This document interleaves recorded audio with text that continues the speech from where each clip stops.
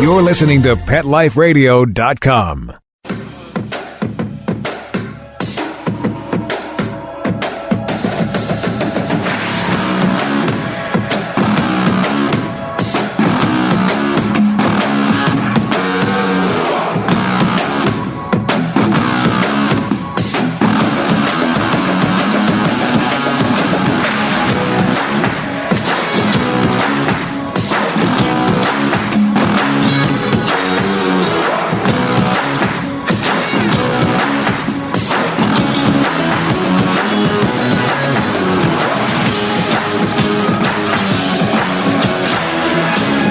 Vegas Rock Dog Radio. Pets, people, pop culture.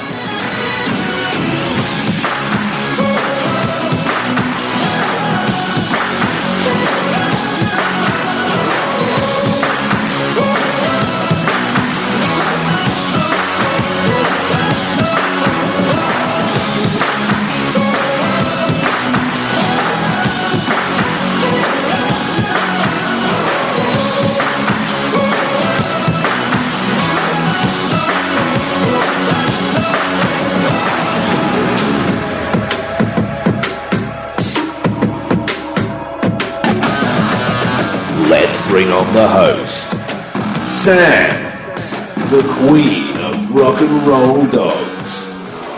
Hello everyone, I'm Sam, the Queen of Rock and Roll Dogs, and you are listening to Vegas Rock Dog Radio, a rock and roll show all about pets, people, and pop culture. I'm live from Las Vegas, and today I'm talking about animal documentaries with filmmaker Kenn Bell, so stay right there.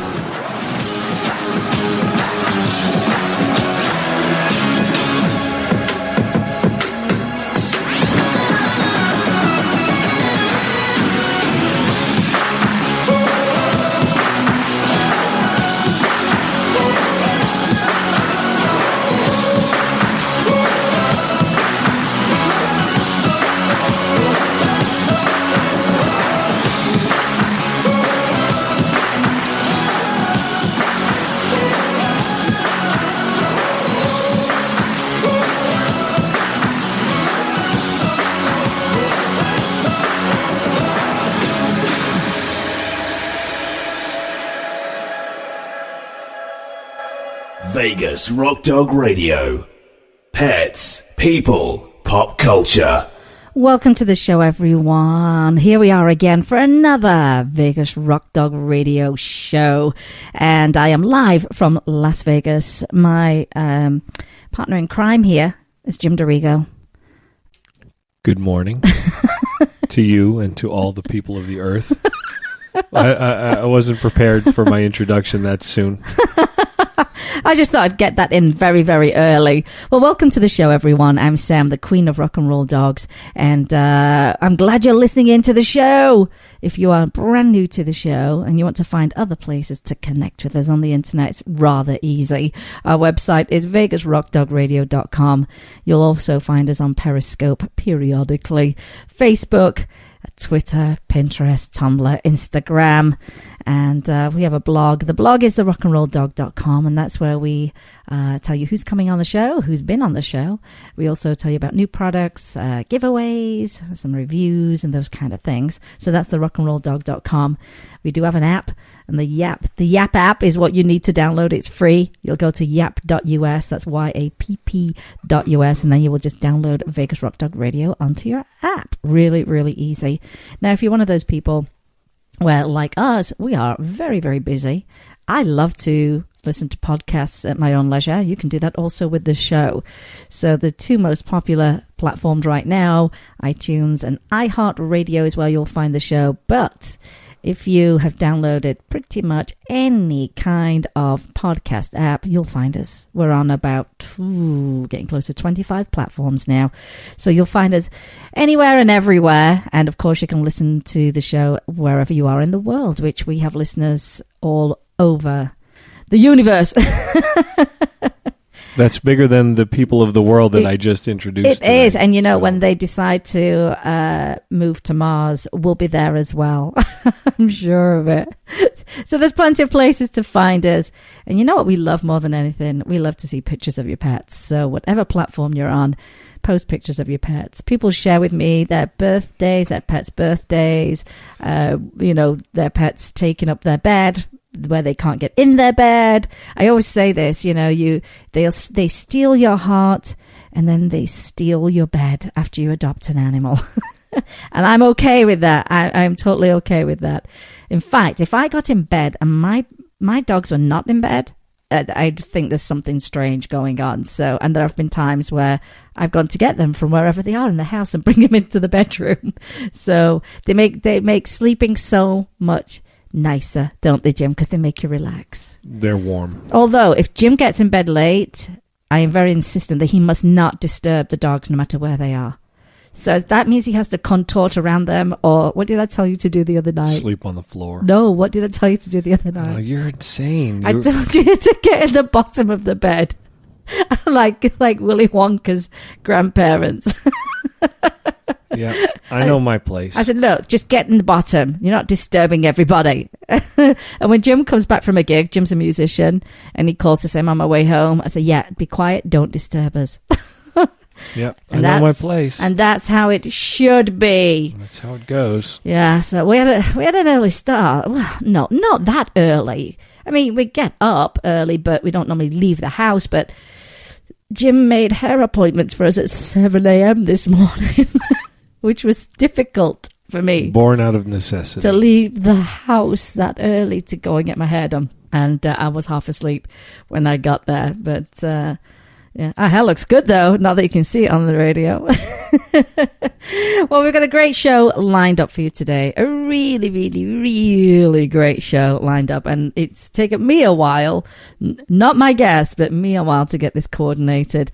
And I'm so glad we've finally done this, because who I'm bringing on the show this morning is Kenn Bell. He's a filmmaker, and he's the founder of Dog Files. And you may have already seen some of his documentaries.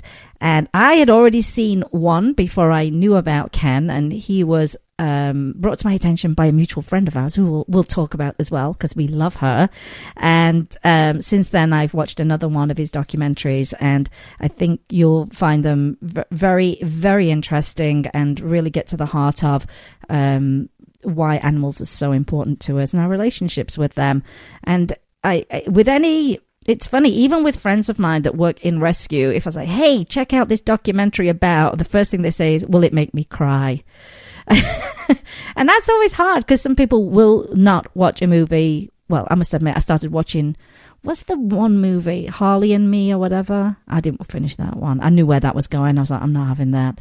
But Kenn's documentaries are very interesting and very important, I think, to demonstrate why, in particular, dogs have some very important jobs in this world, and why our bond with them is so important. And they're great documentaries. So his website, oh gosh, did I write it down? Oh, I'm going to slap myself on the hand here right now. It's either the dog. He's listening. I know he's standing by. Hang He's going to get you. Hang on, I haven't done my bit yet. Rushing me along. I'm gonna check with Kenn, but the tagline is for his website Dog Files is showing the world that dogs deserve our love, care, and respect, and I fully agree with that. So, with that said, welcome to the show, Kenn. Great to be here, Sam. Oh, I'm so glad. You sound good, by the way, as well. You sound really good in my headphones. Good. I'm happy about that. Well, we finally get to speak. I would say it's been a little while, hasn't it? But thanks to Christina of Deaf Dogs Rock is how I got to learn about you and what you do. So I guess we have to give Christina of Deaf Dogs Rock a little shout out there and a big thank you for that. So you're Florida, is that right? You're in Florida? I'm in Orlando, Florida now. I used to be in New Jersey, New York area. Oh, so you've done a big flip-flop, haven't you?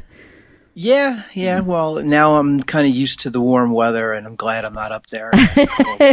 You soon acclimate, don't you? And the gray. I had a tough time with the stickiness there, coming from the desert. It's in the summertime. It's like the winter time somewhere else. You stay inside and put the air conditioner on. Yep. We live it ourselves in summer here. I get so excited when we come out of summer. Unlike my family and friends in England who get excited when they come out of winter, it's the opposite, and it can be tough. Those temps can be really, really difficult at times. Yeah, I mean, we're still, believe it or not, it's only 75 today. We've had 6 months of 70 to 80 degrees, so it's been beautiful. Oh, gosh, that's very low humidity. That's nice. So yeah, so even if you just come here for 6 months, the snowbirds are not stupid. No, they're not. Follow the snowbirds. They know what's going on, don't they? So how long have you been in Florida for? 2.5 years now. All right. So wow. Yeah, we went down to go to like Disney and what have you, and those storms that almost like clockwork hit in the afternoon. It's crazy. We've had a lot less rain this winter than we usually do, but it'll pick up, and it always comes back. It always comes back. I know we're just enjoying what we can now before it turns into the earth, the surface of the sun. The thunderstorms are better down here than they were in New Jersey because they're during the day. Yeah. So the worst thing about the thunderstorms were the dogs walking around the bedroom and you can't sleep. You're like, all right, so the next hour and a half, you can't sleep. But that doesn't happen at night here usually. It's usually always around 2 in the afternoon. Yeah, and then it's gone, and then an hour later you don't even realize it rained. I know, this is what we noticed, and we're like, okay, so I guess this is what happens daily, and then it just disappears, and then you just get on with your day, Yeah, I mean, it is a jungle. It is technically a jungle down here. So when you talk about it like that, yeah, because look at the animals down there that survive in those kind of environments. Way too many snakes. I couldn't even. I've had an episode with 2, and I just can't. Yeah. I still having flashbacks. Well, I always say that I used to live in San Diego for a little while, but you could say the same thing about Vegas. You could. If Vegas is one sprinkler breaking away from becoming a desert, and Florida is one lawnmower breaking before it comes to jungle again. So this is what us humans do. Right? I know. It's true. Our irrigation has a leak. So we keep having to turn it off entirely and then turn it on to water until we figure out what it is. But yeah, if I would be one sprinkler away from the whole thing just dying. Yep. That's a funny way to put it. Well, let me get your website correct. The website is thedogfiles.com. Thedogfiles.com. Yes. And I trolled all through your website yesterday. Some people have been sitting on dogfiles.com for 10 years now. Oh. Who knows? Nothing's really on it. I'd like that. Come on, people. Yeah. If you're not doing anything after 10 years, it's like, come on, sell it. I agree. Just give it up.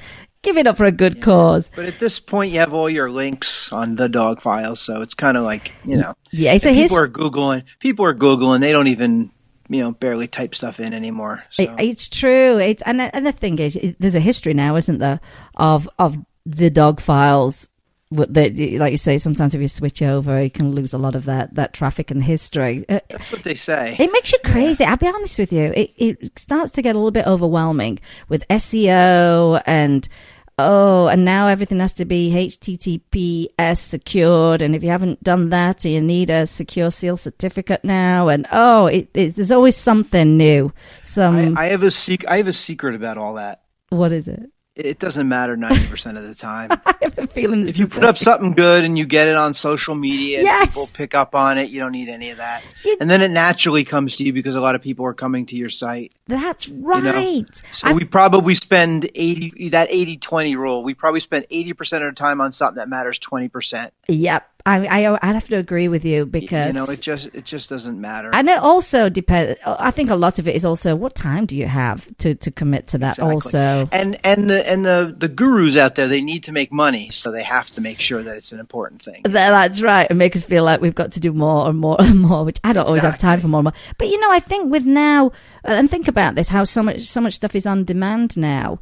That you can just say go to your Facebook page and I'll find a link to the video, to the documentary. They're doing a Facebook Live, so you're reaching people directly. You've also already got your audience as well, And I think it's a lot easier that way, particularly with Facebook Live. Do you do much Facebook Live at all? No, it's weird. Facebook, it's like an abusive relationship. Oh my gosh, it is.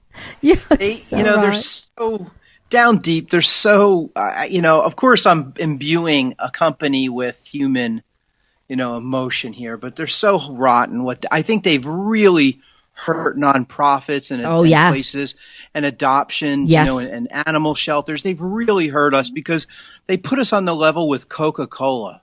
Yeah. And it's really been a shame what they've done. When I started out, I was on Facebook. I took an ad out. I paid a few $1,000s for an ad that said, "Hey, you like dogs? Come over here." Right. I mean, to me, that's organic. I don't think that's fake because I'm not getting fake people. I just said, "Hey, if you like dogs, come on over." It's an invite. Like Dog Files on Facebook. So let's say you spend like $5,000 on that over the course of a year, got up to like 20 or 30,000 followers, and then let it go on its own. Yeah. And now I'm upwards of 365,000, I think, or something like that. That's huge.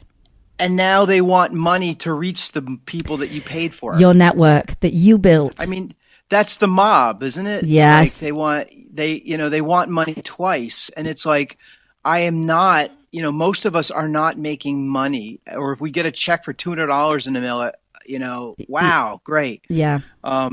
And they really hurt. Yes, they do. All these people by telling us that we have to pay money for an ad and then you pay $100 and you get an extra few thousand people when you have 300,000 followers. Yeah.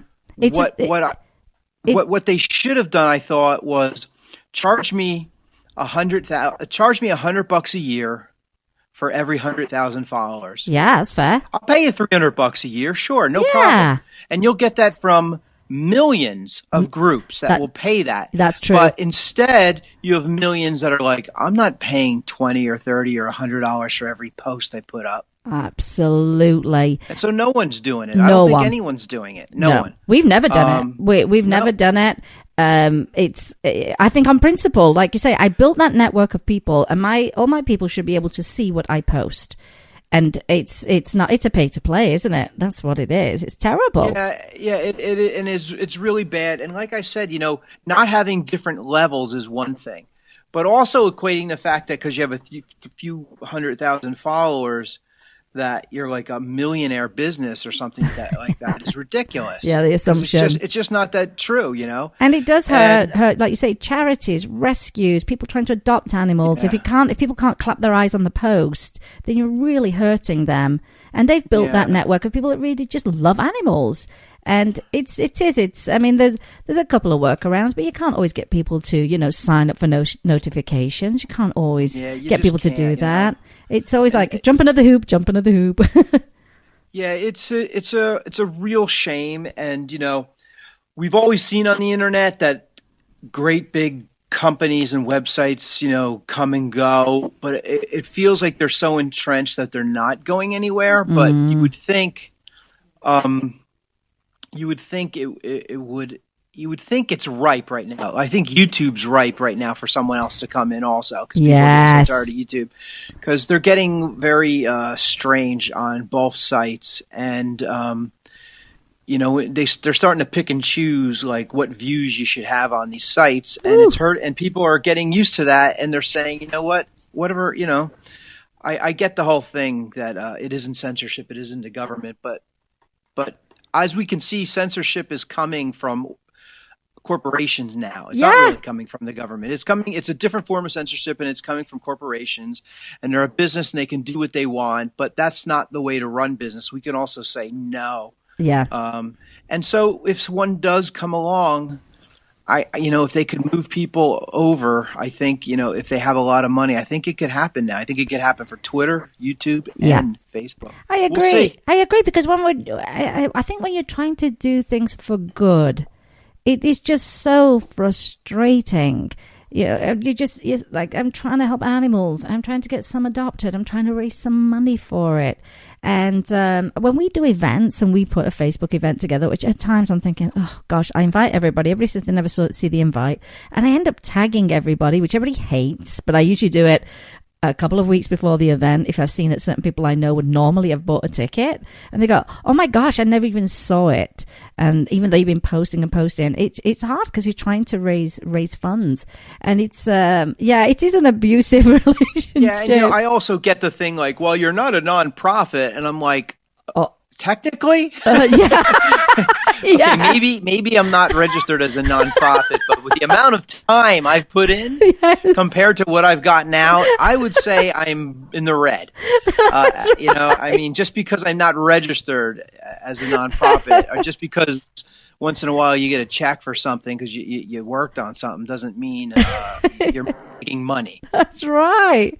That is so right. Yeah, they should have another category below nonprofit called "Don't Even Come Close." Yep. So when did you start? Have you done filmmaking your whole life? I was an artist. Oh, okay. I went to school for traditional art, pencil and paper. And then I realized that there wasn't, I didn't really see a place where I was going to make a living. And so I got a computer, a Mac, and I started doing that stuff. And I worked at some comic book companies, and then I wound up working for a lot of pharmaceutical advertising agencies. How interesting. In New York City, and did Photoshop work for them. And then I decided that, and I was always into story. That's why I worked for comic book companies. And I decided that it wasn't about comic books or about this or that. It was just about telling stories. Storytelling, yeah. And I found I had a knack for telling visual stories. Mm-hmm. And so I got more and more into doing video work. And then I was in one of those places where I was doing lots of corporate video work. And I was dealing with a lot of companies that, people hire you, and then they hire you for what you do, and then they sit there and micromanage everything you do. Oh, yeah. And I always say, they don't do that to electricians and plumbers and carpenters, but they do that to anybody involved in the arts or anything creative, even like having a dog site. I actually have people argue with me about dogs. Oh, it's bizarre. And people who don't have their own site or haven't trained about dogs or haven't spent 10 years in the industry, and I'm trying to explain, oh, no, your dog isn't doing that. It's doing this. Well, no, I don't think so. And I'm like, oh, that's frustrated. All right. Yeah, I'm good. Thanks. Yeah, I mean, it's just like I can't, You can't. So it's funny that I always wound up in these realms where everyone did that. So it was not very satisfying doing those videos. And so one day I said to myself, I can't make a motion picture like Hollywood. I don't have 300 people, crew, and $5 million. But, I love my dog, who I adopted a few years earlier, and he changed my life. And, I think I can do as good as Animal Planet, maybe better. Yes. And Animal Planet was going through that horrible ad campaign at the time. What was it about humans? Surprisingly Human, right? Oh, I do remember that. Yeah, where they tried to shift everything, because they wanted more ratings. They wanted more ratings. So they were going through that, and I said, you know what? I could do better than them. I really could, and I don't need a crew. I need me and maybe one person. And so we went out and we started doing videos. The site started out as just me doing videos about dogs. And the first few were hard because people are like, who are you? Are you doing something weird? Do you want to film our shelter? Are you going to do that? And then once people saw that I was in it for the animals, for the right reasons, it got easier and easier. And then someone contacted me, a production company contacted me and liked my Hero Dogs of 9/11 video that I did. Yeah, that's the one I watched, the first one before I even knew who you were. Yeah, that was just using I forget the name of the group that's in charge in the United States of disasters. FEMA. Is it FEMA? Okay. Those were FEMA photographs, and they are owned by the people. So I went on their website and I found everyone at 9/11 that I could find with a search and rescue dog in it or something. That's how you did that? Yeah, and then I wrote the story and put it together. And it changed, and it really hit home. I lived in New York City during 9/11. I'm about a mile from it. Are you kidding? Wow. In Soho area. So it affected me a lot. I mean, now I would realize that I had a little like PTSD from it, just a slight amount. I would believe that. Never saying I'm anywhere near what a soldier actually fighting a war would have, but a little bit of that because of what happened. To witness that, exactly. To be there, it was very frightening. Well, you can't make sense of it because it doesn't make sense. It's not it's not logical. Why is this happening? What a lot of people have forgotten over time is that everyone was wondering when the next hit was coming. Oh, living with that is terrible. Nowadays, you're like, yeah, well, it was the one thing. But back then, we had 3 months of just constantly hearing fire trucks and ambulance and police cars, and the smell, the sulfur type smell that we smelled. And right below me, you couldn't even go any further down south because the Army had blocked it all off. So when you put all these things together, plus, they were talking about, is it going to be a smallpox? Is it going to be a nuclear? So it was living in a state of fear for a long time. It was a very odd thing, and I don't at the time I didn't realize it. But then when I moved back to New Jersey and I started the dog files, the 9/11 thing, it's very emotional to me, and it was an incredible documentary. Did you say 300 dogs? That were used? 300 dogs, and that's in the beginning. By the time it was over, it was thousands of dogs had come and gone because they were there over a year, right? So it wasn't all just searching because they knew pretty early on that no one had survived, but it was cadaver dogs and comfort dogs and stuff like that. But from there, a company contacted me and said, let's make a documentary, an hour-long documentary based on that short. And so for Animal Planet Canada, which is a completely different company. They leased the name. Oh, I see. A completely different company. We went and we made an hour feature, and I worked on that as executive producer, one of the directors, and uncredited writer. So we did did that, and that came out really well. How long did that take, Ken, to from beginning to end? That was a quick one. That was, probably 40 people, 3 editors. We worked on that and had that done in 3 or 4 months. That's incredible. Yeah, that was a fast one because it had to be that way to get it done in time for 9/11. Right.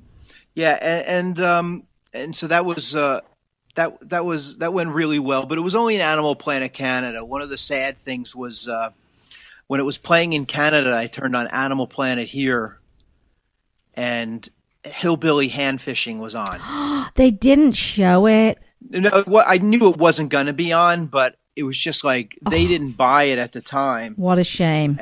And it was like, really, guys? Yeah, it happened on the soil here. You're ignoring 9/11. No other network at that point at the 10-year anniversary was ignoring 9/11. No. And I was like, that's kind of sad. And then a year later, they bought it, and it's played at different times, like every 9/11 for like 2 or 3 years now on Animal Planet USA.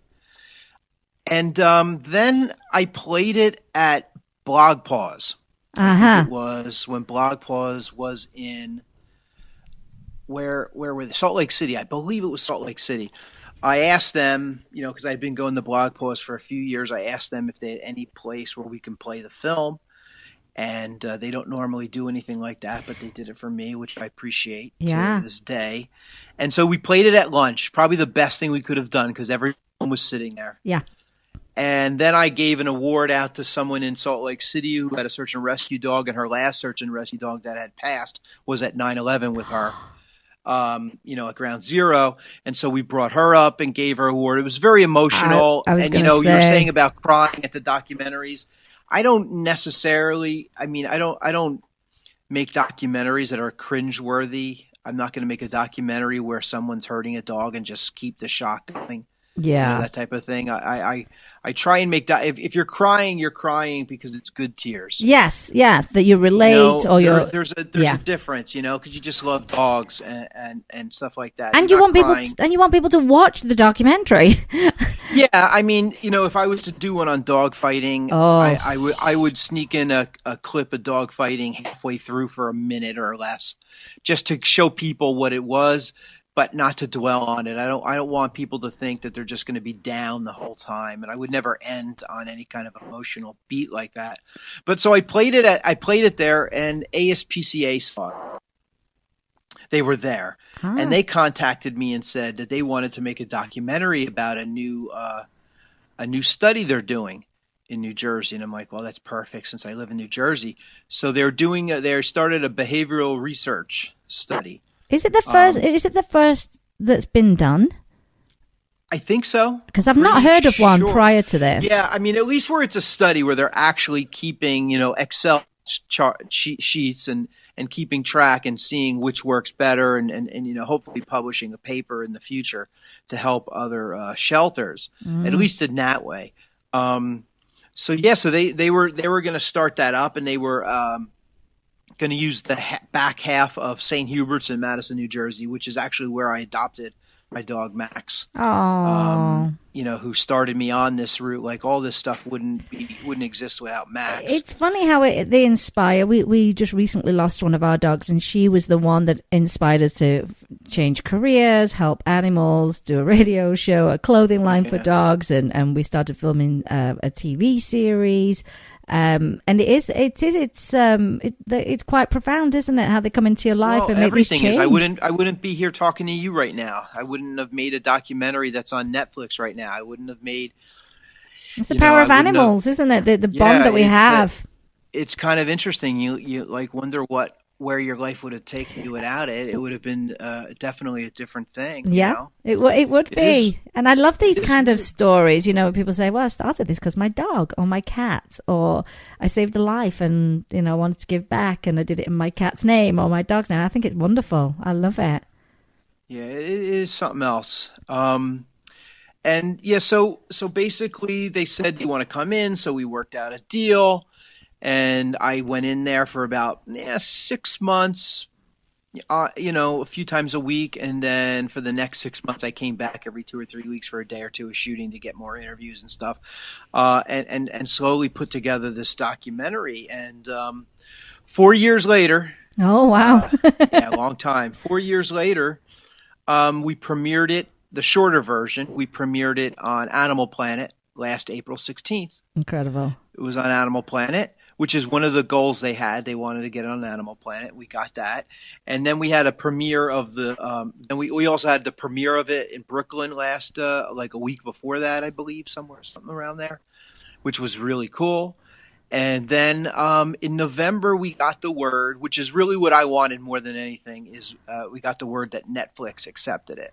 Which was gigantic. Netflix is the biggest in the world. Yes, it's impressive. But you know what? Just hold that thought for a second, because I want to talk to you about Netflix after we run a couple of commercials, because that is huge. And I want to know how the heck you start the ball rolling on that. But hang on in there, Ken. We're going to run a couple of commercials. And when we come back, we'll pick up right where we left off. So hang on in there.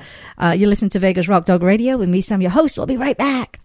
Vegas Rock Dog Radio. Pets, people, pop culture.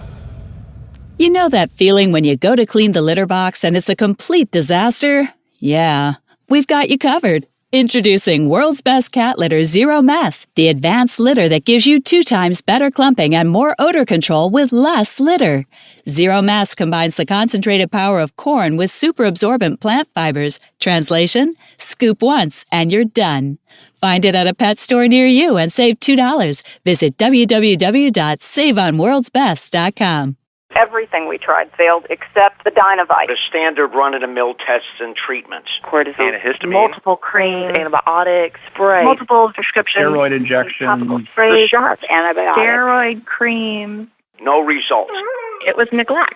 The other owners didn't care enough about him to take care of him and to give him the nutrition he needed. A nutritional supplement like Dynovite. To be the healthy, happy dog he is today. DINOVITE.com.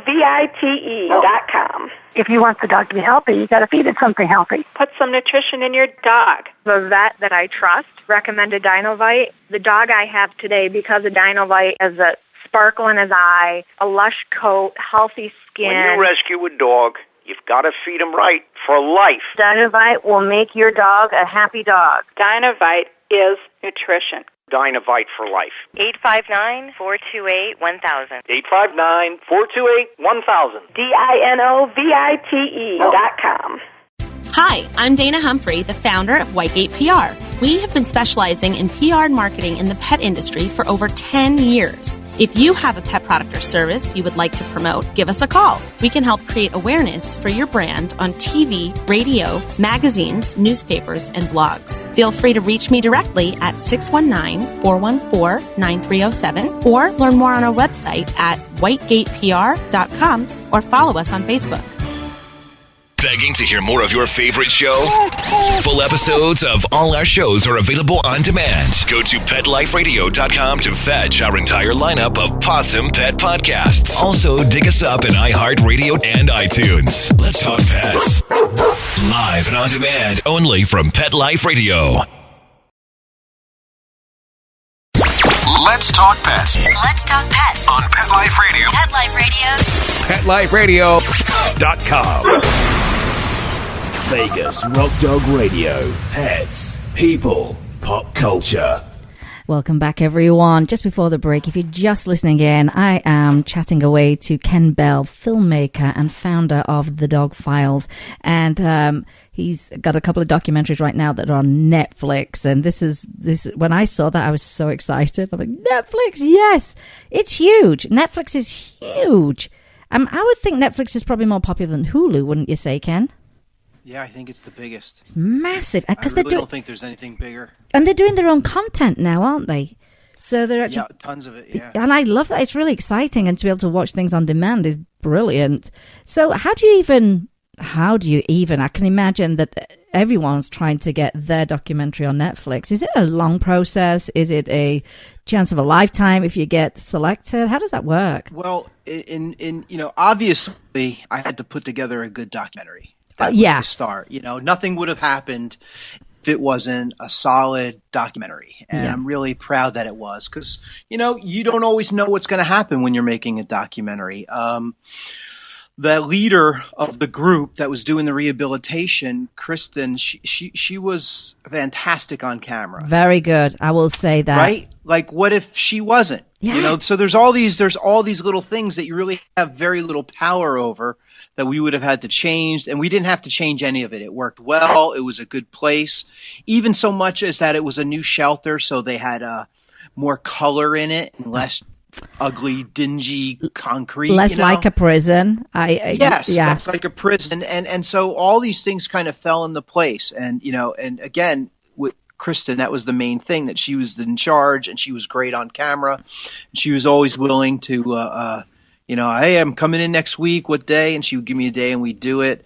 And she was great about it. So you have to have all that stuff down first. Then the second part is a kind of a cop-out answer. You have the ASPCA behind you. Yeah. And the ASPCA hires a group in New York City that does digital distribution. And they have contacts with Hulu and Netflix. It's extremely hard. I don't think you can just walk off the street and go to Netflix and say, "Hey, play my doc." So you've got to go through some channels, like this digital distribution company. They will get it on iTunes for you. They will get it on Netflix for you. They will try the different things. Now, thankfully, their strategy was what my strategy would have been: is go for Netflix first. Yeah. You can do iTunes later. You can do everything else. But go big. Netflix is Netflix, it's free. No one even thinks they're paying for it. It's true.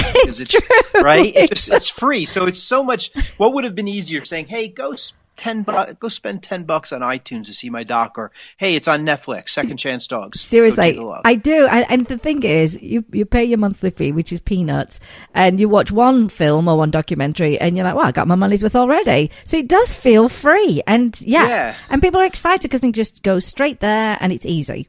Yeah, so it worked out well. It's great. It looks great on there. We have 5 stars, which is awesome. Mm-hmm. It's very hard to get 5 stars and to keep it.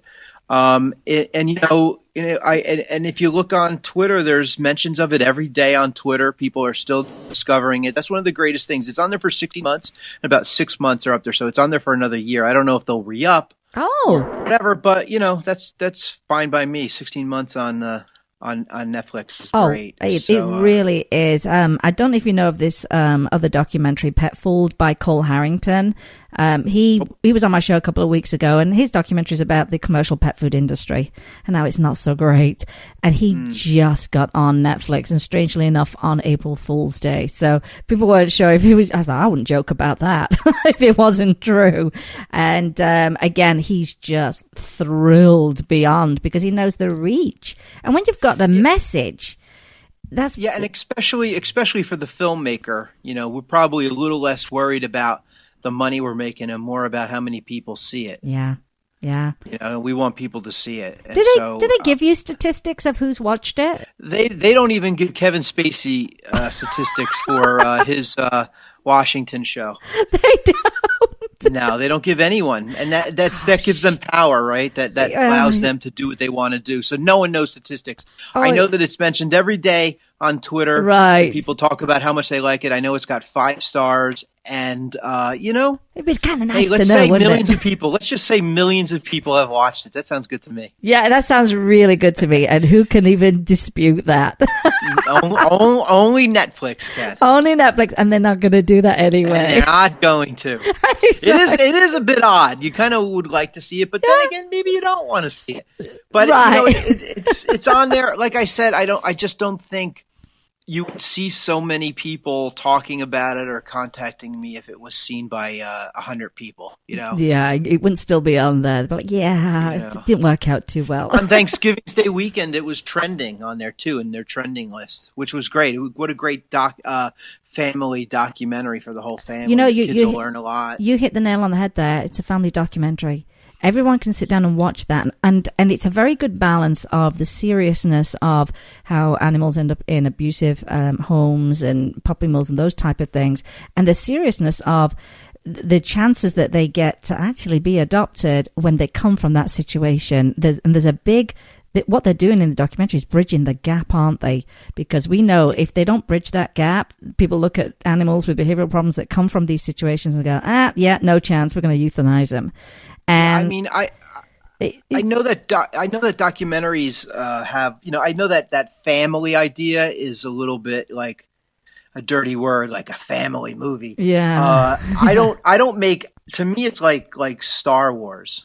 It's just a movie for everyone. It is. It is. But it's not pandering to children.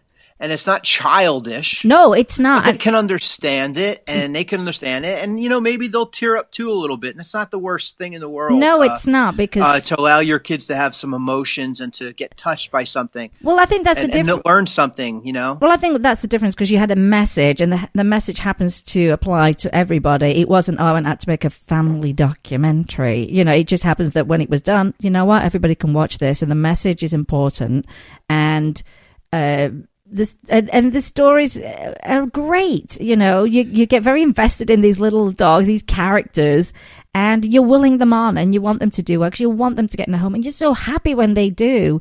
And I think what it demonstrates more than anything, because there's this terrible idea, and it also comes from shelters too, that there's no hope. But I've interviewed, and I'm friends with Richard Hunter, who adopted one of Michael Vick's dogs, and a lot of those dogs went on to be therapy dogs.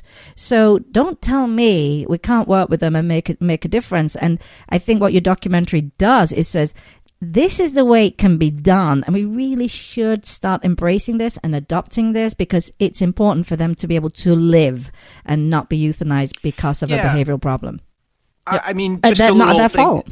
Yeah, I mean, the documentary is basically about, they started a place because some dogs need a little extra help when they rescue them from a hoarding case or from a puppy mill. They need a little extra help because they grew up without any humans around them. So they're very frightened of things. And, going through a door is frightening, going up some stairs because they never done it. What does grass feel like? And so they're not ready to go home, because a normal person, this is the dog that'll probably wind up back at the shelter. So that's right. They're taking a few months, but they're recording it and they're studying it to see what's the quickest and best ways to get these dogs better. And so the story follows a group of dogs, their first group of dogs, right until they get their forever home. Yeah. And going back to what I said about you have to make a good documentary if you want to get on Netflix, is those owners there's one thing that's really important to me is to have truthfulness in my documentary. Did I make some people walk up a set of stairs a second time because I needed the shot? Sure. But I didn't lie about anything. Those were not fake owners. We didn't go and pick the most photogenic, cutest owners. We just it was like, it's just the way the story unfolded. Yeah. Oh, we got one owner that's a woman with her 3 daughters that are cutest daughters you ever seen in your life. Oh yes, they were. Yeah, the one lady adopted the dachshund Lily. Yes, she's like 82 years old, and that's when I knew we had a documentary, when we went to her house that day, and it was the perfect day of shooting. She didn't want to get done in 5 minutes. She let us stay for 4 or 5 hours. She had this great personality. She had these great comments. There was little dachshund memorabilia everywhere throughout the office. She had a beautiful backyard. And that's when I said, we have the end. And it's great. And and so we have these great endings, and it really just all really came together. The stories were lovely, and in particular that old lady, because I remember her saying, and I have to walk with her, so it's good for me, and they help you relax and they de-stress you, and I just thought it was lovely. The girls though, oh my gosh, how in love were they with that dog? Yeah, they were great, and that was a snippy dog that would bite, and not anymore, right? So they did a wonderful job. I think the Lily getting adopted by the older lady, I think that's probably one of the most proud scenes I think I've ever shot in my life. Just if someone said, watch something you did, I would say watch that one scene, because it just hit everything. It's tender, and it shows that love that you just have, which sometimes you can't quite explain it, how fabulous that connection is. But I really, really loved it, because I will watch it again. Jim didn't get to see it, but we'll watch it again, because I thought it was really great. And for those people that say, will I cry? Yeah, happy tears. So watch the documentary. And I'll put all these links up, because I want people to see this. Yeah. In particular, I want people in rescue to see this, because I'm still coming across people, and our own local shelter is very much like that, is why are we not going all out? I don't understand why we're not going all out for these animals. Our shelter has a lot of money. We don't have a money issue. I think it's more of we've always done it that way issue. And I want people to see new ways of doing things and adding in some elements, like you say, the training to me in my mind, would be a number one requirement if you are a rescue. I think that would be the number, and it's not the case. And we have a ton of rescues here in town, and I don't know many with good, certified, positive reinforcement trainers on board. And that, to me, is a massive component and one of the keys to successful adoption. And that's what I loved about the program. Everything costs money, I think that's part of it. It does. And I mean, the latest statistics are we're down to like about 2 million dogs being euthanized a year in shelters. Wow. About 5 or 6 years ago, it was around 4. Yeah, it was high. In the 70s, it was 17 million. Oh, gosh. So that makes me shudder. It's a huge success story. It'll never go down all the way. There's always going to be something. But we're really getting there. I think we need to – I hope my documentary educates people, because we all know – those people – because we all know them, those people that are like, yeah, I don't know. Why do I don't want a dog. I don't want to have to be home all the time. I want to go do things. I want my freedom. I don't want a dog.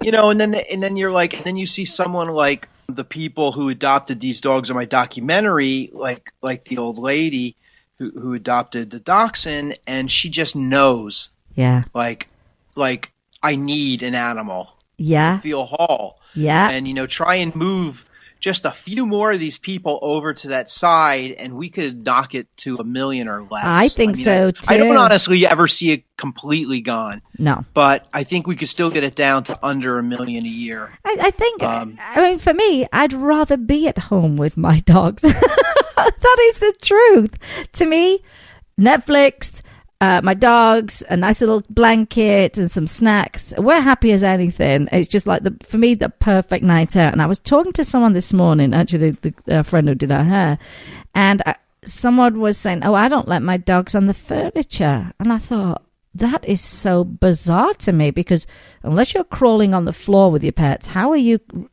cuddling them? How are you putting them on your lap? They're not. You're not. That's odd. Now, we also have to go, like, not everyone is going to be like us, and that dog still has a decent home. Yes. And he's not out on the streets. Yes, exactly. He's not being beaten up or starved. Yeah. But, you can't always figure out the psychology. You of can't, because I'm everybody. like, go, oh no. I go, would you let your kids on the couch? Well, yeah. Well, why don't you let your dogs on the couch? Because they got dirty feet. I'm like, oh, kids can be worse than dogs. When Max passed about 2 years ago, right after I moved to Florida, but Remy's here right now. He's laying below me here sleeping. They were so good back in the day that I could go out for a job and come home in 12 hours, and they didn't do anything in the house, and they were great, and I took them outside and took care of them. I also think the other way is I try and tell people you have to have a life too. You do. You can't sit home all the time because of your dogs. Now, Remy now a year ago was he's about in July he'll be 13. He was diagnosed with an enlarged heart. So as like Max, when he was getting close to the end, they always give you that damn medication that makes them pee all the time. Yeah. That takes the water away from their heart, which is just the worst. And I'm on the third floor. Oh, you know what I mean? Of a walk up, so it gets rough. So that's a little harder now. But, I go to Rover. This isn't an ad for them. I go to rover.com. People are like, I can't find anyone. I'm like, just go to rover.com. Oh, yeah. Next week I'm going somewhere for 2 days, and it's going to be 13-hour days. And so I'm paying $30 to someone to watch them for 2 days. Yeah. And it's worth it. And they love animals, and they have a backyard with a fence, and so they could just let them run around and come back in. And it gives you peace of mind. But you have to, because I have to have a life too. I have to make a living. Yeah. I have to do all these things. I also don't want to see anyone regretting the fact that they don't feel they have time to themselves. You do. You have to make it. You do. You just have to be a little bit more planned out. I mean, we used to, Jim and I, literally, we could wake up on a Saturday morning and go, come on, let's go to LA, and we'd pack and leave. Well, it's a little different now. We have a bit more planning to do, and I actually pack for the dogs first if we're not taking them. They go and have their little vacation. But all it takes is a bit of planning, because I think until you get a pet and you realize how fabulous they are, you don't realize that you'll make those changes quite easily. It's not a big deal. You know what? Also, like, many times, like, you want to know what it's like without a pet. When I drop them off to the dog sitter, and then I go home, and I have that one night before I have to get on a plane in the morning at 6 a.m. And you come home, and it feels like death. Doesn't make sense. It doesn't make any. It just feels like a dead house. Yeah. Like a home turned into a house. And to have the dogs back, it makes it a home again. Honestly, it does. Yeah. It's a very bizarre feeling. It almost feels like it's not your house. You go, well, I don't understand. Yeah. This doesn't feel normal without them. But, I also, like I said, because I doing the dog files and having my website and trying to, to me, it's like, it's not really showing the world anymore. It's educating the world. It is educating. And I want people to also know that, if your dog isn't sleeping on your bed, you're not a bad person. No. You're taking care of a dog. I don't want them to think that, I spent they're not in a shelter. Max and Remy on the bed next to me. And then one day they weren't. And I got the best night of sleep in my life. So I set up a nice thick bed next to my bed, right on the ground. They can look up and see me. I could put my hand down and pet them, and they were fine. You know what I mean? And some people are like, and some people are like, yeah, but my dogs don't like that. I'm like, trust me, you just have to make the decision. Some people don't understand, like, you still are the boss. You love your animals. It doesn't mean you're mean to them. Exactly. But you can still be the boss, and in 3 days, they'll stop bothering you, and they'll sleep where you want them to sleep. Or what you could do is what my friend Paul Shortino did. Now, Paul Shortino was part of Quiet Riot, and they had a bed built that was like 10 foot wide. I kid you not.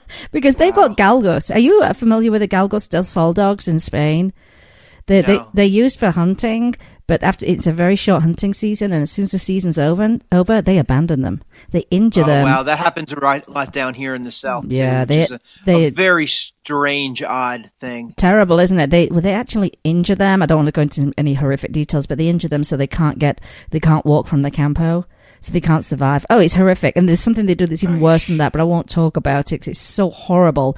But they're quite big dogs, so they look like a greyhound. They're kind of part of the greyhound family, but they're quite large dogs. So he's got 3 of them and a big giant black Labrador. So they had that crazy bed built and they all fit in it. And I just thought it was the best thing ever.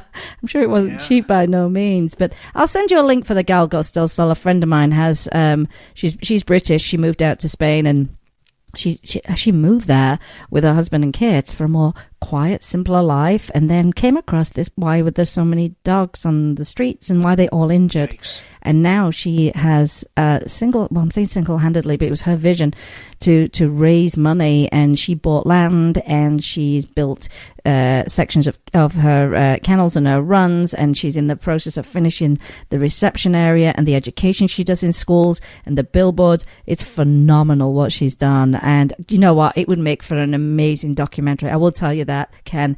It is, because the plight of them is so bad. Everyone she picks up is injured or pregnant, and they're just on the streets, and she's catching them every day. But I will send you a link. Phenomenal person. Down here in the South, that happens. Is it through greyhound racing? Up north in Jersey, like the woods, there are woods in Jersey, but generally, you walk 1 mile, you're going to hit houses, and because of the cold, they just don't have the amount of wild animals up there. But down here, every once in a while, I see it on Facebook. Someone does it, and it's Florida, guys. They've got snakes, panthers, bears, and alligators. This is not safe. No, I wouldn't. My mom lives about 15 minutes from me, and just 2 nights ago, she heard that the alligator walked through her backyard. Oh my gosh, I couldn't cope. And that happened a year ago. So it's like, oh, I'm dropping Remy off tomorrow night. Yeah. Let's make sure he doesn't get eaten, That's a huge concern. I'd be terrified. I'd be absolutely a wreck. Yeah. And, someone in that neighborhood drives me out of my mind. I drive by their house. They keep their garage open 2 or 3 feet, and their dog is tied up. A little Cocker Spaniel is tied up in there, just hanging out. And I'm like, one day, because that's the path of that gator going from one lake to the other, one day that dog's going to be there when that alligator's walking by, and it's going to be a meal on a stick. Right? It's just going to, and I'm just, it drives me out of my mind. Yeah. And that's why I do the things I do on the dog files, is to find ways to educate people. And maybe, sometimes I get a little strong with people I barely know, guilt them out a little bit. That's okay. I'm all for that, Ken. People need it a little bit. They do. I think a little shame goes a far way. Gosh, we don't have anymore in this society. I've said that more times. And again, I'm not extreme. I don't think animals are, it's funny. I don't treat my dogs like they're a human. I'm not that kind of a person. To me, that's why I like them. They're not human. I don't want a human. I don't want my dog to talk to me all day. Give me a biscuit. Give me a biscuit. Give me a biscuit. Give me a biscuit. Give me a biscuit. Take me out. That's what they would be doing. That's what it would be. Yeah. Tickle my belly. Tickle my belly. that would be it. And so I love that they're not. That's to me what makes them so special. Yeah. And so, but I also know they need to be taken care of, and they deserve the best from us. Well, I know when anyone goes to your website, because there are a lot of videos on there, and you call it dog files because each file's a different thing. You cover history, breed information, health, life, art, adoption, culture, and style. So these are all the dog files. So there's something for everybody in there, and with a great educational component. Because if we look back, I think all of us to when we got our very first pet and what we knew, we'd be embarrassed, to look back and go, oh, gosh, I didn't know that. Or I did that and I shouldn't. Oh, I didn't. Oh, gosh, I'm cringing. In the 70s, we had a dog. He was an English Springer Spaniel named Benny. And my dad used him for hunting. And he lived in the backyard because they couldn't seem to train him to not go to the bathroom inside the house. And my dad was an electrician, so he built him a heated house and a heated water. Right. And, years later, years later, I'd visit them, and Max and Remy would be walking around the house, inside the house, sitting down while we're watching TV, going to bed, going in my bedroom at night. And, and even my dad felt guilty, but it was the 70s and we didn't really know better. Oh, we didn't. There was no research going on. There was no... I feel guilty about that to this day, but you know what? Because of that, Max and Remy had awesome lives. And yeah. I went in the backyard and played with Benny all the time, but, that's what happens, and it's changing. Now, down south, it might be a little closer to that still. Yeah. Regionally, it's quite different. When you're dealing with farmers and hunters, I mean, death is a little more of a normal thing for them. They have animals and then they eat them. Yes. It's a little, so you have to slowly but surely change people's minds as much as you can, and you have to do it nicely, and then you have to do it through law too. You have to have a mixture of the two. I'm glad you mentioned that, because we don't have, despite how hot we are all year round, and it's horrific, it just seems as soon as it gets hot, people go, yeah, I'll leave my dog in my car. I never see them do it in winter.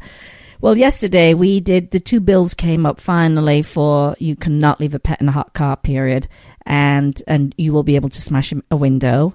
I would anyway, and I would take all the necessary precautions to make sure I was covered and video and all that stuff. And also the second one was for us to create an animal abuser registry. And so finally, like you say, through law, we have to change things as well. And, like you say, tying dogs out, dogs in the back of pickup trucks that are just loose and terrified. That makes me crazy. I can't take it. I get so upset, because a lot of people will say, well, they didn't hurt themselves, or they'll say, it's not that hot. And I go, but hang on a minute here. Putting a dog loose in the back of a truck is frightening. You're not thinking about their well-being. You're not thinking about your dog, that I see them crying. I mean, crying in the car because you left them. It is hot, but they're also really upset. Why would you do that to your dog? Forget the heat thing. Let's be honest. Most of these laws are for the idiots of society. They are. I mean, listen, I've had my dog in my truck. My windows are down. It's 70 degrees out. I run into a store for 5 minutes. Nothing's going to happen to my dog. We know this. But there's always an idiot. And it's Florida. And that stops in about February or March for me, because it's too hot. Yeah, it's too, yeah. And yet there's other people that they can't get that distinction. No. Right? And there's nothing you're going to do about it. So hence the law. The law, exactly. And I'm not a big law guy. I don't like a lot of the government intrusion, no. Or anything like that, but I make the exception for creatures that are alive. Oh, yeah, because we have to stand up for them. Yeah, no one else is going to. Ken, we saw someone leave their mother-in-law in a hot car without the car seat even being turned on. I kid you not. We got out the car and I said, there's an old lady in that car. And it's not even turned on, and it was so hot. It was horrible. She said, yeah, my daughter-in-law's gone inside to have a coffee with her friend. Wow. Yeah. I mean, talking of idiots. And I'm like, you might not like your mother-in-law. At least roll down the windows. I know, I'm like, you might not like your mother-in-law, but that's a bit extreme, Wow. But, yeah, and people leave their kids in cars here all the time, and they die. And they'll not leave their ice cream from the grocery store in the car. They'll remember that, but they forgot their child. Mind-blowing to me. Mind-blowing. Yeah. Frightening people, and they're walking amongst us, Ken. And but that's why I love what you do, because if we can get them to watch half the things that you do, then there's going to be some level of education. But we got to get them there, haven't we? And Netflix is a very easy way to get people to watch your documentaries. Is. So you've got how many on Netflix now? 2? Just Second Chance Dogs is on Netflix. That's it. Fantastic. Are you sure Hero Dogs is not on? Hero Dogs 9/11 is not on there, and I don't own it or anything like that, so I have no idea what's going on. When it'll pop up again. It's a shame that it's not on there. Yeah. Where there's really nowhere for you to watch it right now, I don't think, except for maybe Animal Planet around 9/11. Well, I'm glad I did get to see it when it was on there. It was very, very good. If anyone personally wants to see it, I can show it to you on my laptop. If you just come by, I can play it for you. But yeah, we're not allowed to sell it or anything like that. So. Oh, it's such a good documentary, though. But hopefully it will pop up again, like you say, around about 9/11, so people get to see it. I hope so, because I like to get a nice catalog of dog documentaries up there that I'm picky myself. I watch a documentary, and in 5 minutes, I know whether I can. It's too slow. Right. Usually, it's too slow, or it's good enough. You know what I mean? And so I watch some things, and I'm like, oh boy. I'm a big fan of documentaries. I've always really enjoyed them. I've always been a fan of reading, true stories, biographies, those kind of things. So I really, really, really enjoy documentaries. But we'll be sharing Second Chance Dogs, most definitely. And we'll share your website and all your other social media stuff. It's been a pleasure, Ken. Are you going to be at Blog Pause? I will be there. I'm nominated for an award, which I'm excited about. Oh, that's fantastic. For the trailer for Second Chance Dogs. Oh, Best sponsored video, I think. That's brilliant. Well, you'll get to meet me because I've just decided I'm going to go this week, actually. Oh, good. It's not far. Remy's coming with me, my dog. Oh, fantastic. Because we're 8 hours away, so we're going to drive up there. Oh, me and Remy, we'll have a selfie together, me and Remy. Yeah, it should be a lot of fun. I'm excited. And we've got Christina going. Now, here's the thing. I feel like I know Christina because we're friends on Facebook. She's been on the show, and I've been at Blog Pause, and she's been there and never got to speak to her, which is so weird, but I feel like we're such great friends. So to actually just physically, hug her will be great. That will be the full circle moment. And I think we'll have a good time. And our crew likes to have a little cocktail, so I think we're going to have a great time in the evenings. We'll go hit the bar. Sounds great to me, Ken. Nothing wrong with that. Well, I really appreciate your time. I'm thrilled to be able to share what you do with our audience as well, and we'll always support what you do. And I'll get to see you in Blog Pause soon. Awesome. So great. Exciting. It was great to talk to you. And so we'll have a little cocktail and a little celebration when you get your award. And thank you so much for your time. Well, I'm nominated. I may not win. You better win. Well, thank you.